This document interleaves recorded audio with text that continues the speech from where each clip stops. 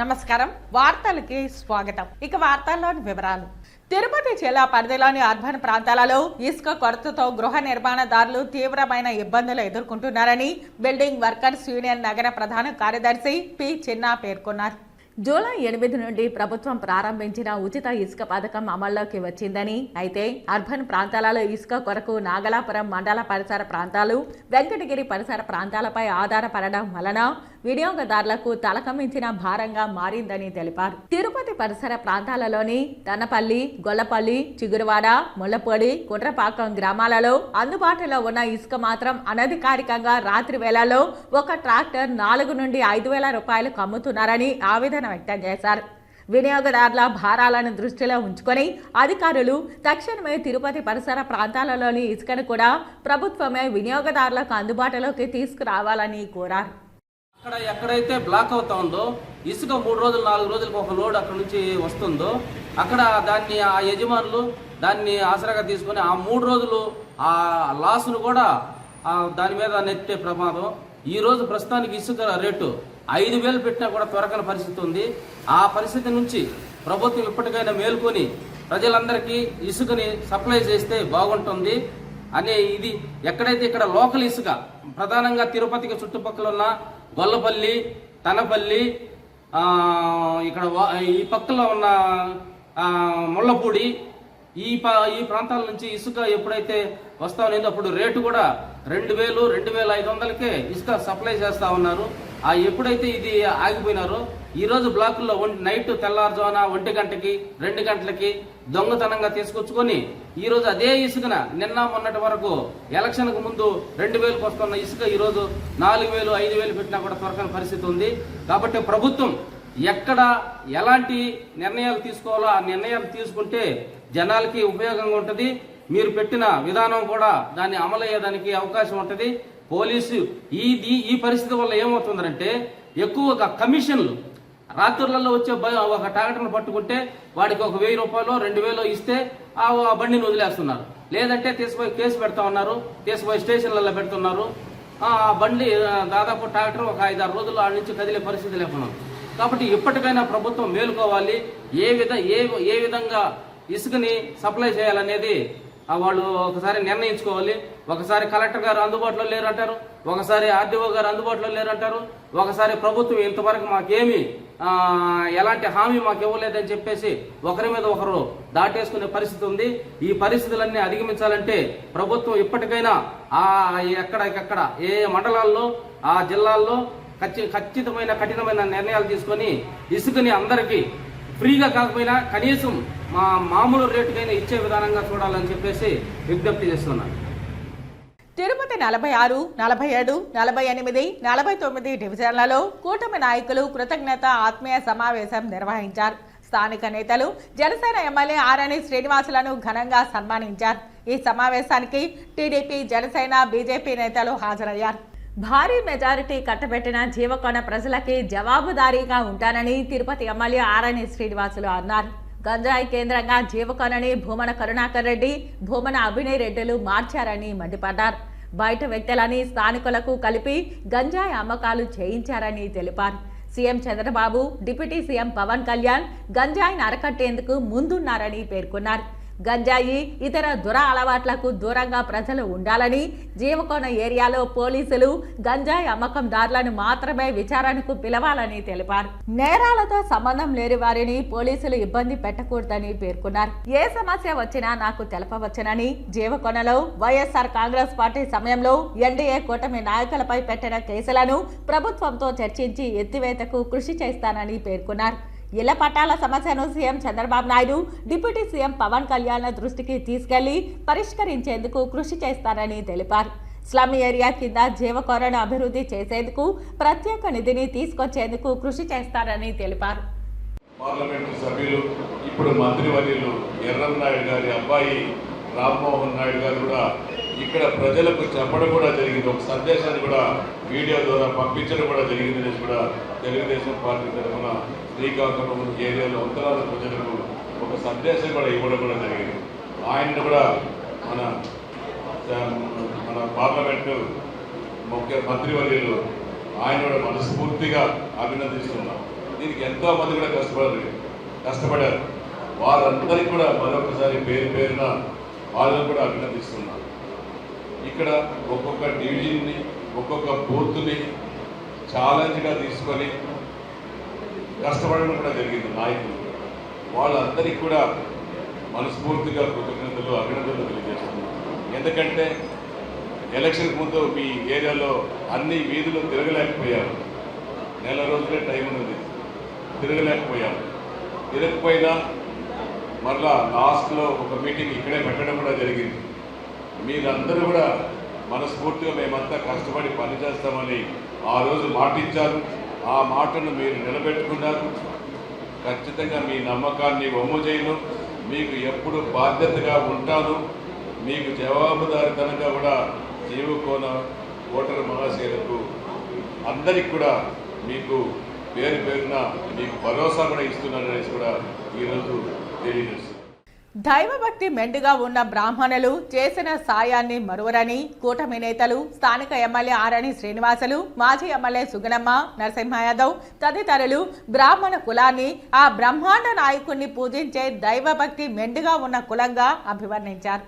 శుక్రవారం స్థానిక మెట్టవీధిలోని బ్రాహ్మణ సంక్షేమ సంస్థకు అనుబంధమైన ఏపీ బ్రాహ్మణ కోఆపరేటివ్ క్రెడిట్ సొసైటీ లిమిటెడ్ నందు రుణ మంజూరు పత్రాలు పంపిణీ కార్యక్రమం పూజతో ఘనంగా నిర్వహించారు.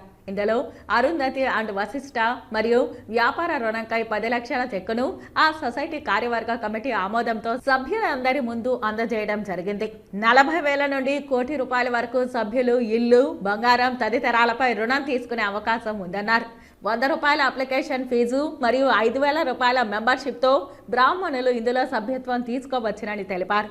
ముఖ్య అతిథులుగా శ్రీధర్ వర్మ, పొన్నాల చంద్రతో పాటు ఈ కార్యక్రమంలో బ్రాహ్మణ కోఆపరేటివ్ క్రెడిట్ సొసైటీ లిమిటెడ్ బ్రాహ్మణ సభ్యులు హనుమంతరావు, అజయ్ కుమార్, భాగవతుల జయలక్ష్మి, భీమాస్ బాలాజీ తదితరులతో పాటు బ్రాహ్మణ సమాజం సభ్యులు భీమాస్ అశోక్, సిఆర్కే శేషగిరిరావు తదితరులు పాల్గొని కార్యక్రమాన్ని దిగ్విజయం చేశారు. మీరు కూడా ఇటు పూజలతో పాటు సేవలతో పాటు బిజినెస్తో పాటు రాజకీయంగా కూడా యువకులు ముందుకు వస్తే బాగుంటుంది. మన ప్రీతమ ముఖ్యమంత్రి చంద్రబాబు నాయుడు గారు, డిప్యూటీ సీఎం పవన్ కళ్యాణ్ గారు కూడా మీ పైన ఒక అభిమానం ఉంది. మీరు ఎందుకంటే మీరు ఒక పద్ధతి ప్రకారం భగవంతుని నమ్ముకునే దైవ సమానులు. మీకు ఎంత చేసినా రుణం ఉండదు కాబట్టి ఖచ్చితంగా కూడా మా ప్రభుత్వంలో కూడా ఎన్డీఏ కూటమి ప్రభుత్వంలో ముఖ్యమంత్రి గారి దృష్టికి తీసుకెళ్ళి ఖచ్చితంగా మీకు కూడా అన్ని విభాగాల్లో కూడా వీలైనంత వరకు సముచిత స్థానం కల్పించడానికి ప్రయత్నిస్తామనేసి కూడా మీకు తెలియజేస్తున్నాను. గడిచిన ప్రభుత్వంలో కార్పొరేషన్లు పెట్టి, బ్రాహ్మణ కార్పొరేషన్లు పెట్టి ఆఖరికి ఎవరికి ఏం చేయలేక ఆ బ్రాహ్మణ కార్పొరేషన్లో ఆ బిల్డింగ్ కూడా అద్దె చెల్లించకుండా దుర్మార్గపు పాలన సాగించిన ముఖ్యమంత్రి జగన్మోహన్ రెడ్డి. తిరుపతి మిట్టవిద్యలో మోటార్ బోర్డు చెడిపోయి 3 నెలలు కావస్తున్నదని అనేక మార్లు ఫిర్యాదు చేసినా పట్టించుకోకపోవడంతో స్థానిక మహిళల విజ్ఞప్తి మేరకు శుక్రవారం బీజేపీ నేత నవీన్ కుమార్ రెడ్డి మిట్టవీధిలో పర్యటించారు. మిట్టవీధిలో వెంటనే బోరు మరమ్మతులు చేయాలని సంబంధిత అధికారికి నవీన్ తెలియజేయడంతో అతి త్వరలో బోరు మోటార్ సమస్యను పరిష్కరిస్తామని అన్నారు. మిట్టవీధిలో మోటార్ బోర్డు చెడిపోయి 3 నెలలు గడుస్తున్నా కార్పొరేటర్ గాని అధికారులు గాని పట్టించుకోలేదు. నగరపాలక సంస్థలో కొంతమంది అధికారులు కమిషన్లకు కక్కుర్తిపడి మాస్టర్ ప్లాన్ రోడ్లు ముద్దు, మంచినీటి బోర్లు వద్దు అన్న చందంగా ఇంజనీరింగ్ వ్యవస్థ మారిందని మండిపడ్డారు. తిరుపతి ఆధ్యాత్మిక నగరంలో డెంగ్యూ, డయేరియా, మలేరియా జ్వరాలు ప్రబలకుండా సత్వర చర్యలు చేపట్టాలని, పారిశుద్ధ్య కార్మికుల సంఖ్యను పెంచి ప్రతినిత్యం దోమల నివారణకు కాలువల్లో చెత్త తీసి ఫాగింగ్, బ్లీచింగ్ ప్రతి వీధిలో తప్పనిసరిగా చేయాలని పేర్కొన్నారు. మిట్ట వీధిలో మోటార్ బోరు చెడిపోయి 3 నెలలు కావస్తున్నదని అనేక మార్లు ఫిర్యాదులు చేసినా పట్టించుకోకపోవడంతో స్థానిక మహిళల విజ్ఞప్తి మేరకు శుక్రవారం నవీన్ మిట్ట వీధిలో పర్యటించారు. మిట్టవీధి మహిళలు మాట్లాడుతూ నేల కోసం అనేక ఇబ్బందులు ఎదుర్కొంటున్నామని, ప్రతినిత్యం కాలువలు శుభ్రం చేయకపోవడంతో దోమల బెడద పెరిగి అనారోగ్యం పాలవుతున్నామని, వీధిలో సిమెంట్ రోడ్డు అసంపూర్తిగా వేసి వదిలేయడంతో ప్రమాదాలు జరుగుతున్నా అధికారులు గాని కార్పొరేటర్లు గాని ఇటువైపు రావడమే లేదని ఆవేదన వ్యక్తం చేశారు.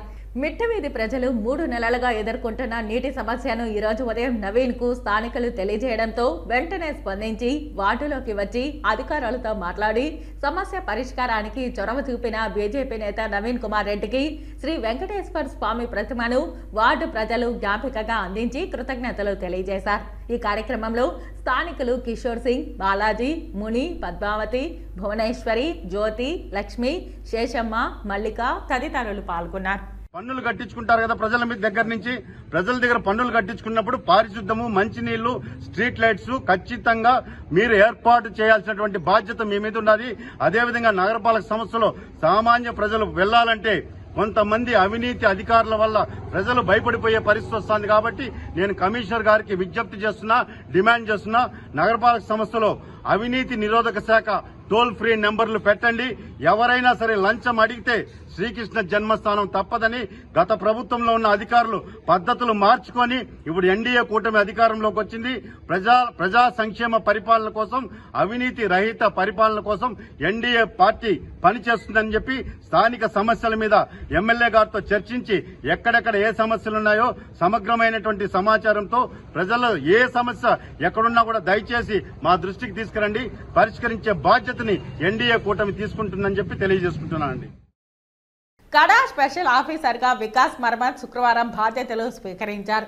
కడా స్పెషల్ అధికారికి ఎమ్మెల్సీ కంచర్ల శ్రీకాంత్ మరియు కూటమి నాయకులు ఘన స్వాగతం పలికారు.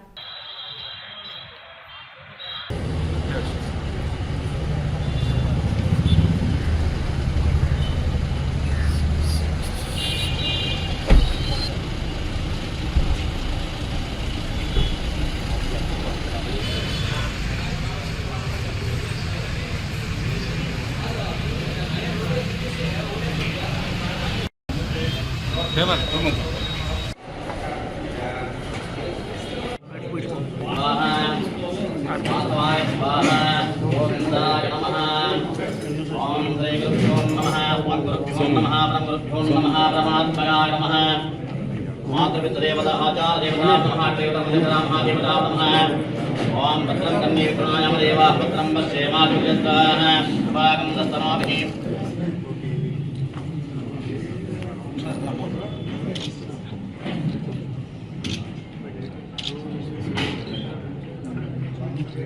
సార్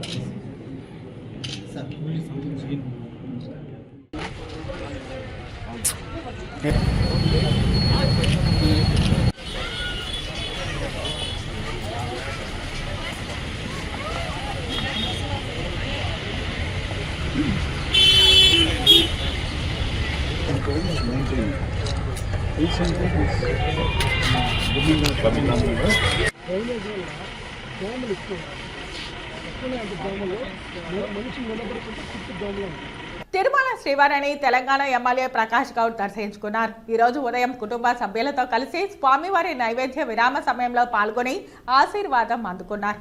దర్శన అనంతరం వీరికి ఆలయ రంగనాయకుల మండపంలో వేద పండితులు వేదాశీర్వచనం అందించగా ఆలయ అధికారులు పట్టు వస్త్రంతో సత్కరించి స్వామివారి తీర్థ ప్రసాదాలను అందజేశారు. ఆలయం వెలుపల ఎమ్మెల్యే మాట్లాడుతూ 2 తెలుగు రాష్ట్రాల ప్రజలు బాగుండాలని స్వామివారిని ప్రార్థించానని అన్నారు. ఆంధ్రప్రదేశ్లో చంద్రబాబు నాయుడు గెలవడం చాలా సంతోషంగా ఉందన్నారు. ప్రభుత్వాలు మారితేనే ప్రజలకు న్యాయం జరుగుతుందని అన్నారు. నేను 4 సార్లు ఎమ్మెల్యేగా గెలిచారని, ప్రజలకు న్యాయం చేస్తేనే ప్రజలు గెలిపిస్తారని తెలిపారు. అందరికీ నమస్కారం.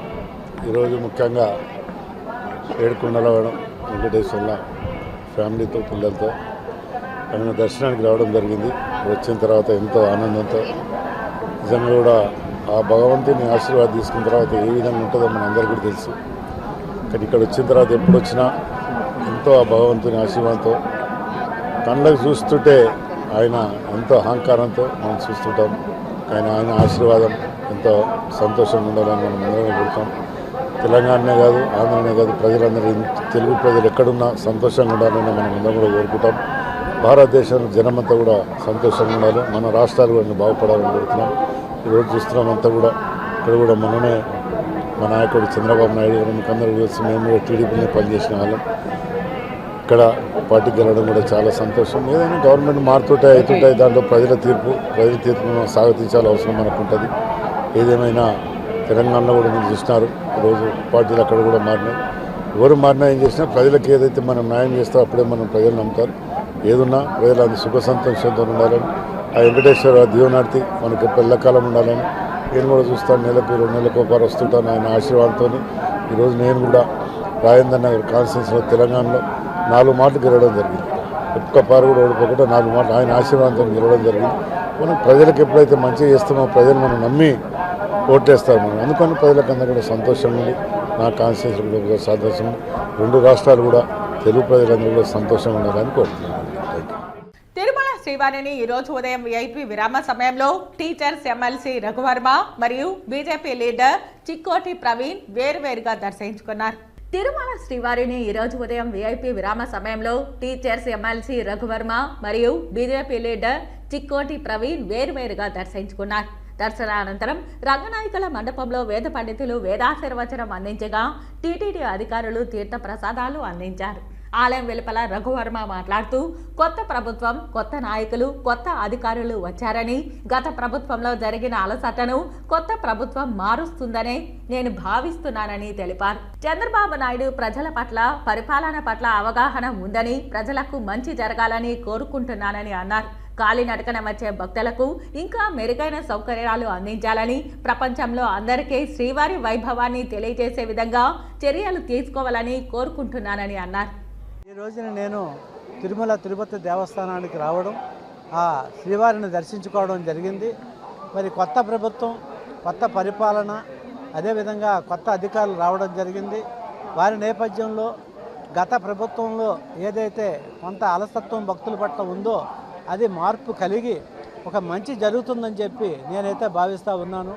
ఆల్రెడీ ఈ ప్రభుత్వానికి ఇప్పుడు వచ్చినటువంటి ఏదైతే ప్రభుత్వం తెలుగుదేశం వచ్చిందో, చంద్రబాబు నాయుడు గారికి అయితే అవనివ్వండి, మిగతా వాళ్ళకైతే అవగాహన ఉండి కోవిల పట్ల, పరిపాలన పట్ల, ప్రజల పట్ల ఒక మంచి అవగాహన ఉంది.